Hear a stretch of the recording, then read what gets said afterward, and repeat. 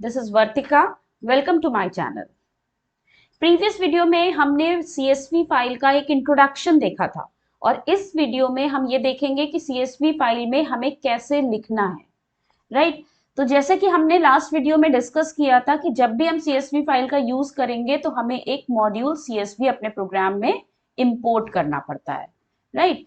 तो अब सबसे पहले अगर हम बात करें कि अगर हमें CSV फाइल में लिखना है तो CSV फाइल में लिखने के लिए आपका जो डेटा है वो किस फॉर्म में कन्वर्ट होना चाहिए? डिलिमिटेड फॉर्म में कन्वर्ट होना चाहिए, राइटेबल डिलिमिटेड फॉर्म, क्योंकि जब तक कि डिलिमिटेड फॉर्म नहीं होगा तब तक कि आप उसको CSV फाइल में स्टोर नहीं कर पाओगे। तो जो डेटा आपको फाइल के अंदर लिखना है उसको डिलिमिटेड फॉर्म में कन्वर्ट किया जाता है और उसके बाद ही वो फाइल में लिखा जाता है। अब CSV फाइल में लिखने के लिए हमको तीन फंक्शंस की जरूरत पड़ती है। एक है राइटर फंक्शन और दूसरा है राइट रो या राइट रोज। इन दोनों में से कोई एक फंक्शन और प्लस राइटर फंक्शन, इनकी जरूरत पड़ती है हमको CSV फाइल में लिखने के लिए। अब अगर हम आगे बात करें कि CSV फाइल में लिखना है तो स्टेप्स क्या क्या है, तो सबसे पहला स्टेप CSV मॉड्यूल को इंपोर्ट करना है। उसके बाद CSV फाइल को ओपन करना है, कौन से मोड में? राइटिंग मोड में। राइटिंग मोड का मतलब W मोड में। फिर राइटर ऑब्जेक्ट बनाना है। राइटर ऑब्जेक्ट जब तक कि नहीं बनाएंगे तब तक कि आप CSV फाइल में लिख नहीं पाएंगे। अभी हम देखेंगे कि राइटर ऑब्जेक्ट की क्या इंपॉर्टेंस है। उसके बाद यूजर से डेटा लेंगे, उसको एक सीक्वेंस में कन्वर्ट करेंगे यानी लिस्ट के फॉर्म में कन्वर्ट करेंगे और फिर उस सीक्वेंस को राइटर ऑब्जेक्ट में लिखेंगे, क्योंकि जब हम राइटर ऑब्जेक्ट में लिखेंगे तो वो ऑटोमेटिकली फाइल में लिख जाएगा और फाइनली हम फाइल को क्लोज कर देंगे।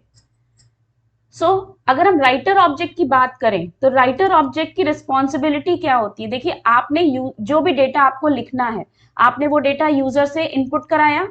इनपुट कराने के बाद वो डेटा आप क्या करते हो? राइट रो या राइट रोज फंक्शन को देते हो। आपने इन दोनों में से किसी एक फंक्शन को अपना डेटा दिया। ये डेटा जाता है किसके पास? राइटर ऑब्जेक्ट के पास। अब राइटर ऑब्जेक्ट के पास जब जाता है through this function, writer function, तो ये क्या करता है? ये कन्वर्ट करता है डेटा को डिलिमिटेड फॉर्म में। जैसा कि मैंने प्रीवियस स्टेप पे बताया था आप लोगों को कि जब हमें फाइल में डेटा लिखना होता है तो हमें उसको डिलिमिटेड फॉर्म में कन्वर्ट करना होता है। तो ये काम किसने किया है? ये काम किया है हमारे राइटर ऑब्जेक्ट ने, राइट? तो राइटर ऑब्जेक्ट ने डिलिमिटेड फॉर्म में कन्वर्ट किया और जब ये डिलिमिटेड फॉर्म में कन्वर्ट हो गया तो ये फाइल में लिख गया। तो ये रोल होता है राइटर ऑब्जेक्ट का। सिंटैक्स क्या होता है राइटर ऑब्जेक्ट का? राइटर ऑब्जेक्ट को हम एक नाम देते हैं, यहाँ पे वो नाम होगा इज इक्वल टू CSV, ये मॉड्यूल का नाम है, डॉट फंक्शन का नाम राइटर, और ये फाइल हैंडल है। फाइल हैंडल के थ्रू हमको पता चलता है कि कौन सी फाइल से एसोसिएट कर रहे हैं हम अपने राइटर ऑब्जेक्ट को। और साथ ही साथ होता है डिलिमिटर। डिलिमिटर में हम क्या बताते हैं? जब हम CSV फाइल में डेटा लिखते हैं तो डिफॉल्ट डिलिमिटर होता है कॉमा। तो अगर आपने ऐसे लिखा हुआ है, अगर आपने डिलिमिटर की वैल्यू नहीं दी है तो एक रिकॉर्ड में वैल्यूज के बीच में वो कॉमा लगा देगा। लेकिन अगर आप कॉमा के अलावा कोई चीज लिखना चाहते हो, कोई डिलिमिटर और लगाना चाहते हो, तो आपको ये आर्ग्यूमेंट का यूज करना पड़ेगा। For example, WR is equal to CSV.writer F1, delimiter is equal to pipe symbol.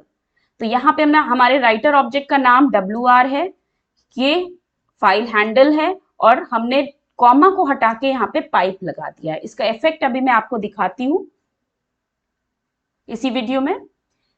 अब देखिए, अब बात करते हैं जो राइट रो और राइट रोज फंक्शन है, जिसके थ्रू हम डेटा राइटर ऑब्जेक्ट को देते हैं। राइट रो फंक्शन क्या करता है? एक रो को एक टाइम पे लिखता है, यानी एक रो एक टाइम पे राइटर ऑब्जेक्ट को देता है। और वो जो रो दे रहा है वो किस फॉर्म में दे रहा है? पाइथन के सीक्वेंस के फॉर्म में। बेसिकली हम यहाँ पे लिस्ट ही यूज करते हैं नॉर्मली, ठीक है? सिंटैक्स क्या है? राइटर ऑब्जेक्ट का नाम जो आपने प्रीवियस उसमें राइटर फंक्शन में क्रिएट किया है, डॉट राइट रो और ब्रैकेट के अंदर सीक्वेंस का नाम। फॉर एग्जाम्पल, अगर हमारा राइटर ऑब्जेक्ट का नाम WR है तो WR डॉट राइट रो, और ये हमारा पाइथन का सीक्वेंस है। ये वो वेरिएबल है जिसमें वो वैल्यूज स्टोर्ड है in the form of sequence. अगर इसी जगह हम राइट रोज फंक्शन की बात करते हैं तो write rows function is capable of writing multiple rows of data at a time. एक साथ कई रोज में डेटा एक साथ लिख सकता है। तो अब इसमें जब कई रोज हैं तो यहाँ पे जो वैल्यू पास होती है एक नेस्टेड सीक्वेंस के फॉर्म में पास होती है।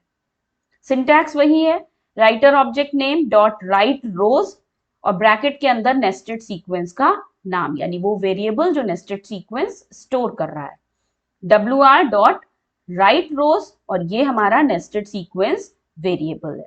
ये ध्यान रखिएगा wr हमारे राइटर ऑब्जेक्ट का नाम है जो मैंने क्रिएट किया है, ये पहले से क्रिएटेड नेम नहीं है कि ये डिफॉल्ट नेम नहीं होता है। अब देखिए एक प्रोग्राम के थ्रू हम इन तीनों फंक्शंस का यूजेज देखते हैं। Write a program to enter the records of 3 employees in the file emp.csv. The record contains the detail as employee ID, employee name and salary. यानी एक रिकॉर्ड है उसके अंदर 3 चीजें हैं, एम्प्लॉय आईडी है, एम्प्लॉय का नाम है और सैलरी है, और इस तरह के हमको 3 एम्प्लॉयज के डिटेल स्टोर करने हैं अपनी फाइल में, राइट। तो हमने क्या किया, अगर हम सबसे पहले ये एक कोडिंग जो हम लिख रहे हैं इसमें राइट रो फंक्शन का यूज करेंगे। सबसे पहले हमने फाइल को क्या किया, और सबसे पहले मॉड्यूल इंपोर्ट किया CSV, फिर हमने अपनी emp.csv फाइल को राइटिंग मोड में ओपन किया है यूजिंग ओपन फंक्शन, और f हमारे फाइल हैंडल का नाम है। थर्ड स्टेप हमने क्या किया, राइटर ऑब्जेक्ट क्रिएट किया। हमारे राइटर ऑब्जेक्ट का नाम है wr is equal to csv.writer और ये फाइल हैंडल का नाम।